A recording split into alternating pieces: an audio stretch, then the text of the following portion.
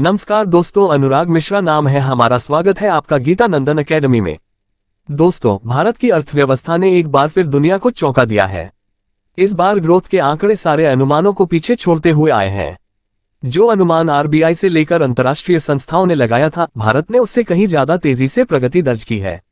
भारत का GDP growth उम्मीद से कहीं आगे। फाइनेंशियल ईयर 2023-24 के पहले क्वार्टर में भारत की जीडीपी ग्रोथ 7.8% रही है।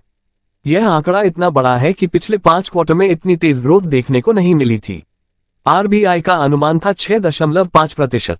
कई अन्य आर्थिक एजेंसियां कह रही थी करीब 6.7%, लेकिन असलियत में आंकड़ा सीधे 7.8% निकला। यानी भारत ने सभी को सरप्राइज किया है।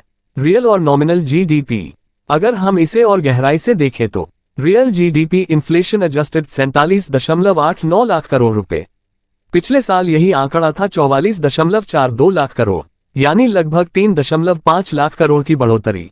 नॉमिनल जीडीपी बिना इन्फ्लेशन एडजस्ट किए हुए 86.05 लाख करोड़ रुपए।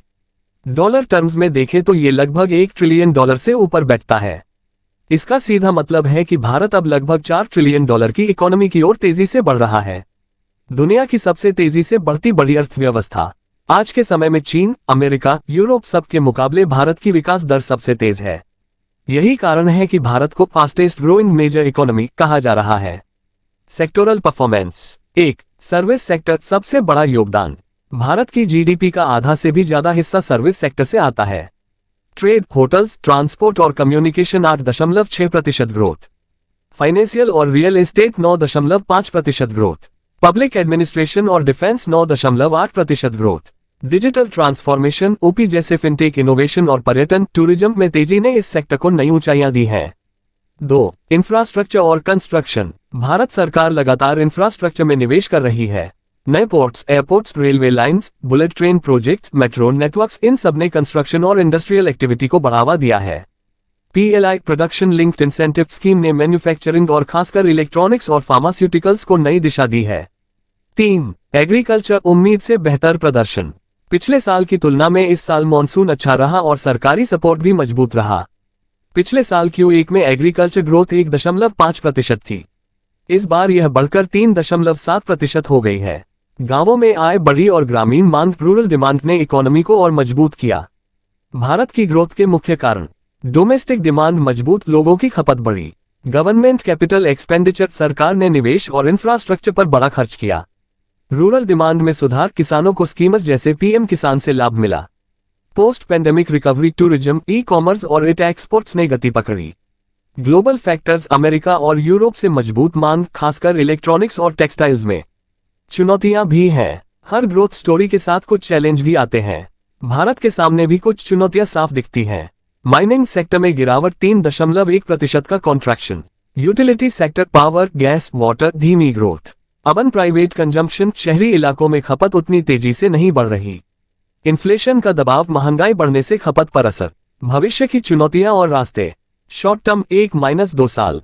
जीएसटी रेट कट और आरबीआई की ब्याज दरों में कमी से डोमेस्टिक डिमांड और इन्वेस्टमेंट को बढ़ावा। मिड टर्म 3-5 साल।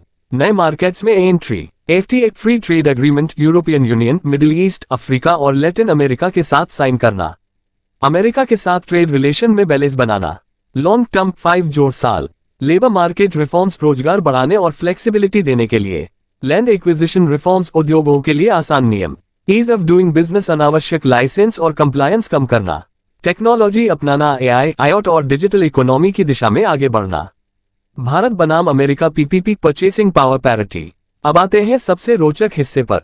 परचेसिंग पावर पैरिटी, पीपीपी, यानी आपकी मुद्रा की वास्तविक ताकत। उदाहरण के लिए, भारत में $100 में आप एक हेयर कट करवा सकते हैं, लेकिन वही हेयर कट अमेरिका में $10 यानी $800 माइनस 1000 का पड़ेगा। इसलिए जब वर्ल्ड इकोनॉमी की तुलना होती है तो पीपीपी को आधार बनाया जाता है। आज के समय में USA $25.7 trillion PPP, India $14.2 trillion PPP, यानी करीब 11.5 ट्रिलियन का अंतर है। लेकिन यदि भारत 6-7% की ग्रोथ बनाए रखता है और अमेरिका 2-2.5% पर रहता है, तो 2038 तक भारत अमेरिका को पीछे छोड़ देगा। निष्कर्ष। भारत की कहानी अब केवल एक डेवलपिंग कंट्री की कहानी नहीं है। यह एक ऐसी इकोनॉमी की कहानी है जो आने वाले सालों में अमेरिका और चीन जैसी महाशक्तियों को चुनौती देने के लिए तैयार है। शॉर्ट टर्म में कुछ झटके जरूर आएंगे, मिड टर्म में नए अवसर खुलेंगे और लॉन्ग टर्म में भारत दुनिया की सबसे बड़ी अर्थव्यवस्था बनने की राह पर होगा। दोस्तों, यही है भारत की ग्रोथ स्टोरी, एक मजबूत, आत्मनिर्भर और भविष्य की महाशक्ति की ओर बढ़ता भारत।